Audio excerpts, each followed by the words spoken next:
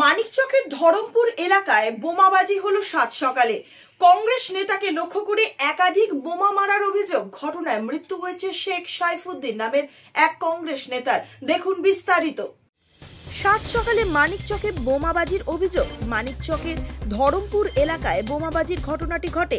কংগ্রেস নেতাকে লক্ষ্য করে একাধিক বোমা মারার অভিযোগ।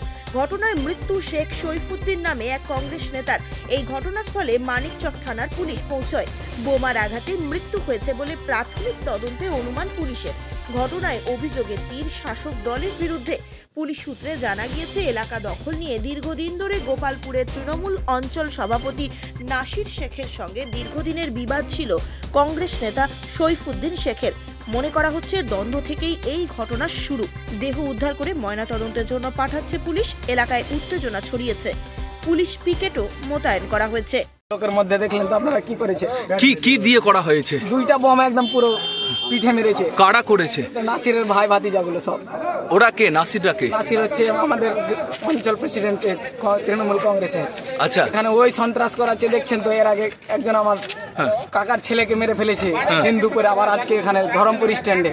আচ্ছা, দেখছেন আপনারা কি করছেন এগুলো। আর কি বলবো, তৃণমূলের নেতা করলো? হ্যাঁ, তৃণমূলের নেতা। কি করতে নিনি?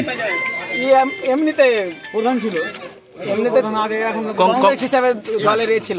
আচ্ছা, কর্মী ছিল। আচ্ছা, কেন এই ক্ষোভ? এটা অনেক দিনের পুরনো ক্ষোভ। এখন সেগুলো বলতে পারবো না, পরে। এখন আচ্ছা, যে কোনো খবরের জন্য যোগাযোগ করুন 7099017330 এবং 7099017110 নম্বরে।